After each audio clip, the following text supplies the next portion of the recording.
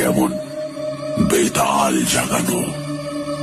বেতাল বেতাল হচ্ছে এক ধরনের ক্রূর ও নিষ্ঠুর অপশক্তি।